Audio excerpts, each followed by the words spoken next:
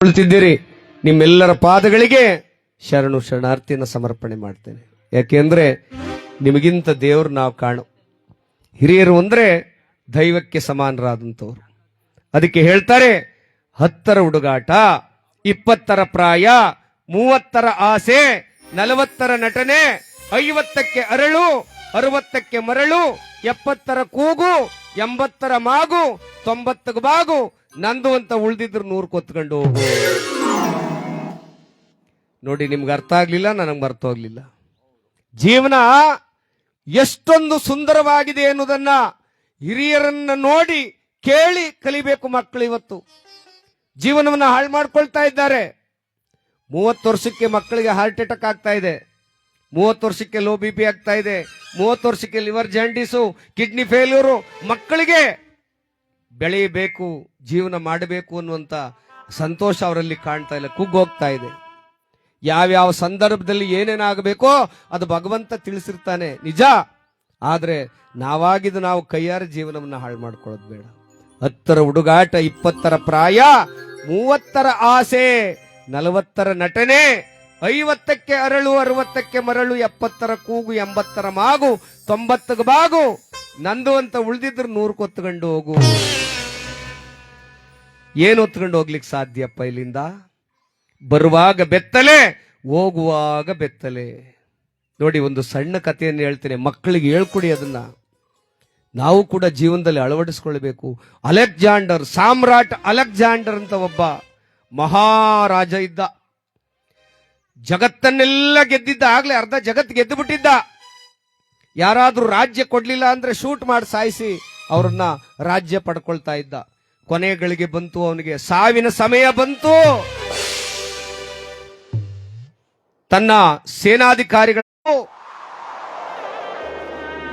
ಕೇಳಿಸ್ಕೊಳ್ತಾ ಇದ್ದೀರಲ್ವಪ್ಪ, ನಾನು ಸತ್ತಾಗ ಸಾಮ್ರಾಟ್ ಅಶೋಕ, ಯಾರು ಅಲೆಕ್ಸಾಂಡರ್ ಹೇಳ್ತಾ ಇರುವಂತದ್ದು, ನಾನು ಈ ಜಗತ್ತಿನ ಡಾಕ್ಟರ್ಗಳೇ ಯಾಕೆ ಕೊರಬೇಕು ಅಂತ ಅವ್ರ ಮನಸ್ಸಲ್ಲಿ ಚಿಂತೆ. 2ನೇ ಮಾತು ಹೇಳದ, 2ನೇ ಆಸೆ ನೋಡ್ರಪ್ಪ, ಸೇನಾಧಿಕಾರಿ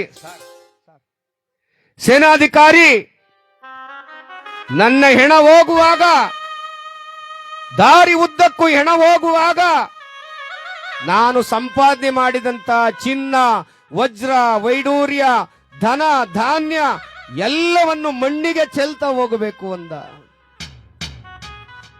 3ನೇ ಆಸೆಯನ್ನು ಹೇಳ್ದ ಅಲೆಕ್ಸಾಂಡರ್. ಏನ್ ಆಸೆ? ನನ್ನನ್ನ ಹೆಣವನ್ನ ಹೊತ್ಕೊಂಡು ಹೋಗುವಾಗ ನನ್ನ 2 ಕೈಗಳು ಆ ಪೆಟ್ಟಿಗೆಯಿಂದ ಹೊರಗಡೆ ಕಾಣಬೇಕು, ಜೋತು ಬೀಳಬೇಕು ಅಂತ ಹೇಳ್ದ. ಆ ಸೇನಾಧಿಕಾರಿಗಳಿಗೆ ದಿಗ್ಭ್ರಮೆ ಉಂಟಾಯ್ತಂತೆ. ಇಷ್ಟೊಂದು ಜಗತ್ತನ್ನೇ ಗೆದ್ದಿರುವಂತ ನೀವು ಇದ್ಯಾವ ಆಸೆ ಸ್ವಾಮಿ ನಿಮ್ಗೆ? ಹಾಗೆ ಹೇಳ್ತಾನೆ ಅಲೆಕ್ಸಾಂಡರ್, ಸೇನಾಧಿಕಾರಿಗಳೇ, ಬರೀ ದುಷ್ಟತನದಿಂದ ಜಗತ್ತವನ್ನ ಗೆಲ್ಲಿಕ್ಕೆ ಹೋದೆ, ನಾನು ಜಗತ್ತನ್ನ ಗೆಲ್ಲಿಕ್ಕೆ ಹೋದೆ. ಆದರೆ ಸಾವು ಸಮೀಪಿಸಿದಾಗ, ಸಾವು ಬಂದಾಗ ಯಾವ ಡಾಕ್ಟ್ರು ಜೀವವನ್ನು ಕೊಡ್ಲಿಕ್ಕಾಗೋದಿಲ್ಲ ಅಂತ ಜಗತ್ತಿಗೆ ಗೊತ್ತಾಗಬೇಕು. ಅದನ್ನ ಈ ಜಗತ್ತು ಸಾರ್ಲಿ. ಅದಕ್ಕೆ ಡಾಕ್ಟರ್ಗಳು ನನ್ನ ಹೆಣವನ್ನು ಹೊರಬೇಕು ಅಂತ ಹೇಳಿದ್ದು. ಸ್ವಾಮಿ, 2ನೇದು ದನಕನಕಗಳನ್ನ ಚೆಲ್ಲಿ ಅಂತ ಹೇಳದ್ರಲ್ಲಿ. ಯಾಕೆ ಅಂದ್ರೆ ಎಷ್ಟೋ ಮೋಸದಿಂದ ಸಂಪಾದನೆ ಮಾಡಿದ ಹಣ ಆ ಭೂಮಿ ತಾಯಿ ಕೊಟ್ಟಿರುವಂತದ್ದು, ಆ ಭೂಮಿಗೆ ಹೋಗ್ಲಿ, ಭೂಮಿಗೆ ಚೆಲ್ಬಿಡಿ, ಇದು ಶಾಶ್ವತವಲ್ಲ ಅಂದ. ಸ್ವಾಮಿ, ಕೊನೆಯದೇ ಒಂದೇ ನಮಗ್ ಚಿಂತೆ ಆಗಿರೋದು. ಏನಪ್ಪ? ನಿಮ್ಮ ಕೈಗಳನ್ನ, 2 ಕೈಗಳನ್ನ ಹೊರಗಡೆ ಬಿಟ್ಟು ಹೆಣ ಹೊತ್ಕೊ ಹೋಗಿ ಅಂದ್ರಲ್ಲಿ. ಯಾಕೆ ಅಂದಾಗ, ಯುವಕರಿಗೆ ಗೊತ್ತಾಗ್ಲಿ, ಕೊಲೆ ಮಾಡುವವರಿಗೆ ಗೊತ್ತಾಗ್ಲಿ, ಅನ್ಯಾಯ ಮಾಡುವವರಿಗೆ ಗೊತ್ತಾಗ್ಲಿ, ದರೋಡೆ ಮಾಡುವವರಿಗೆ ಗೊತ್ತಾಗ್ಲಿ, ಇಷ್ಟೆಲ್ಲ ಸಂಪಾದನೆ ಮಾಡಿದ್ರು ಹೋಗುವಾಗ ಖಾಲಿ ಕೈನಲ್ಲಿ ಹೋಗ್ತಿದ್ದೇನೆ ಅಂತ ಜನಕ್ಕೆ ಗೊತ್ತಾಗ್ಲಿ ಎಂದ ಅಲೆಕ್ಸಾಂಡರ್. ಎಂತ ಸತ್ಯವಾದ ಮಾತು. ಸೇನಾಧಿಕಾರಿಗಳ ಕಣ್ಣಲ್ಲಿ ನೀರು ಜಳ ಜಳ ಜಳ ಜಳ ಸುರಿದೋಯ್ತಂತೆ. ಅದಕ್ಕೆ ಹೇಳೋದು, ನಿಯತ್ತಿಂದ ನಮ್ಮ ಜೀವನಕ್ಕಾಗುವಷ್ಟು ಸಂಪಾದನೆ ಇದ್ರೆ ಸಾಕು. ಅದ್ರ ಜೊತೆಗೆ ಆರೋಗ್ಯ ಸಿಗುತ್ತೆ, ಆನಂದ ಸಿಗುತ್ತೆ, ನೆಮ್ಮದಿ ಸಿಗುತ್ತೆ. ಅತಿಯಾದೊಡೆ ಅಮೃತ ವಿಷ ಅಂತ ಹೇಳೋದು ಹಾಗೆ.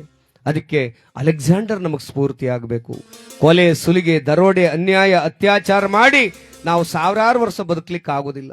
ಒಳ್ಳೆಯವರು ಅಂತ ಹೇಳಿ ಒಂದು 100 ವರ್ಷ ಸುಖವಾಗಿ ಬದುಕಿದ್ರೆ ಸಾಕು, ಆ ಭಗವಂತನ ಕರುಣೆ ಸಿಗುತ್ತೆ. ಅಂತ ಪುಣ್ಯವನ್ನು ಪಡೆದಂತವರು ನಮ್ಮ ಪುಟ್ಟಿರಮ್ಮನವರು. ಒಂದು ಜೋರಾದ ಚಪ್ಪಾಳೆಯನ್ನ ನೀಡಿ ಆ ತಾಯಿಗೊಂದು ಅಶ್ರು ತರ್ಪಣವನ್ನ ಸಲ್ಲಿಸಬೇಕು ಎಲ್ಲರೂ ಸೇರಿ. ಪುಟ್ಟಿರಮ್ಮನವರು ವಿದ್ಯಾ ಸಂಸ್ಥೆಯನ್ನ ಕಟ್ಟಿ ಸಾವಿರಾರು ಮಕ್ಕಳಿಗೆ ವಿದ್ಯಾದಾನವನ್ನ ಮಾಡಿದ ಆ ತಾಯಿಗೆ ನಾವೆಲ್ಲ ನಮನವನ್ನ ಸಲ್ಲಿಸುವಂತದ್ದಾಗ್ಲಿ. ಆ ಪುಟ್ಟಿರಮ್ಮನವರ ಆತ್ಮ ಪರಮಾತ್ಮನಲ್ಲಿ ಲೀನವಾಗಲಿ.